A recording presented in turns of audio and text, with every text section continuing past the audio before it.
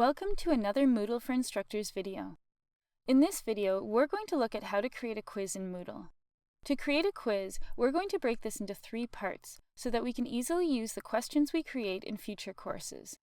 First, we'll create a category, which will allow us to organize a group of questions that we create into a particular bucket. Second, we'll create a series of questions within that bucket.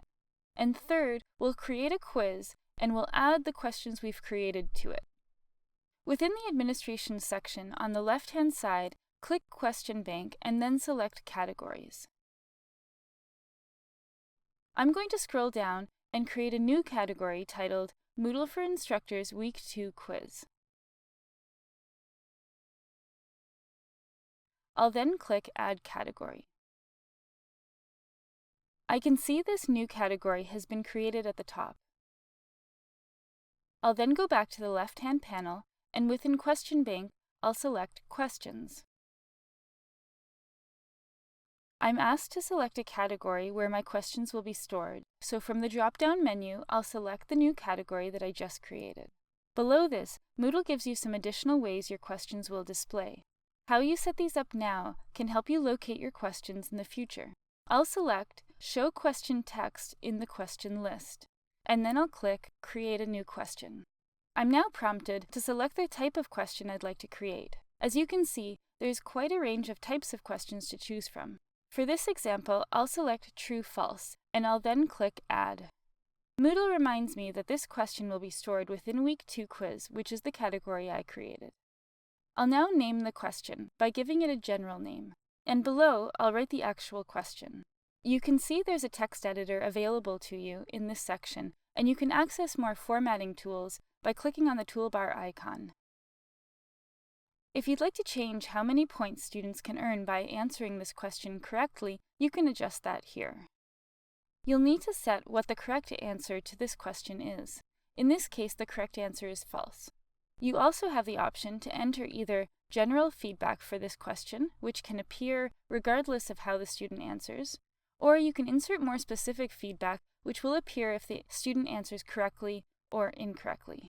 There are some additional settings you can control, but I won't go into these in great detail within this video. Just remember that if you'd like to learn more about a particular setting, you can always click on the question mark to view a more detailed description. Once you're happy with the content and settings for your question, click Save Changes at the bottom of the screen. I can see the question I just created listed here. At this point, I could continue on to create additional questions. Now that I've created a category for my questions and have created a question, I'm ready to create the quiz. I'm going to go back to my course by using the breadcrumb trail at the top, and within Week 2, I'll select Add an Activity or Resource.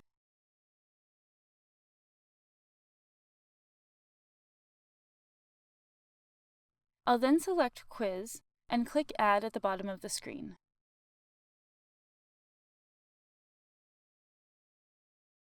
I'll title my quiz Week 2 Quiz, and in the description section, I'll write instructions for this quiz. Below this, you can set when the quiz will open and close, and how much time students will have to complete it.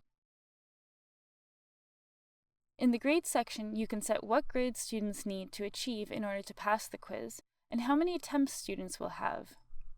Below this, you can adjust how questions display to students in terms of how many questions appear on each page, and whether students have the ability to freely navigate by either moving ahead or going back to previous pages during the quiz.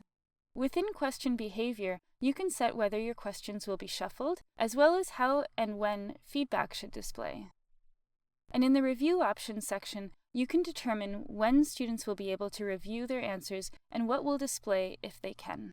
For example, do you want students to be able to see what they got right or wrong immediately after they complete the quiz? And if so, what type of information do you want displayed? There are additional settings you can adjust here, but I'll let you explore them at your own pace when you set up your own quizzes. I'll now scroll down and click Save and Display. A brief summary of the quiz displays for me, and I'm reminded of the fact that no questions have been added to my quiz yet. I'll now click Edit Quiz. On the far right, I'll click Add, and you'll notice I have a few ways I can add a question, but I'll select From Question Bank. in order to locate the question I created earlier. In the pop-up window, I'll locate the category where I stored my question. Once I select it, my question appears below. I'll then click the plus icon to add this question to my quiz.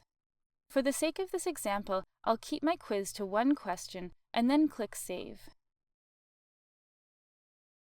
Once I'm done adding questions to my quiz, I'll go back to my course. I can see Week 2 quiz has been added to the second week of my course, and if I'd like to make further edits to my quiz, I can click on Edit Settings from the drop-down menu.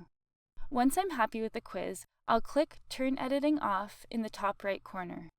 I hope this gets you started with creating categories, questions, and quizzes in Moodle. Feel free to check out our other Moodle for Instructors videos to learn about some other useful features.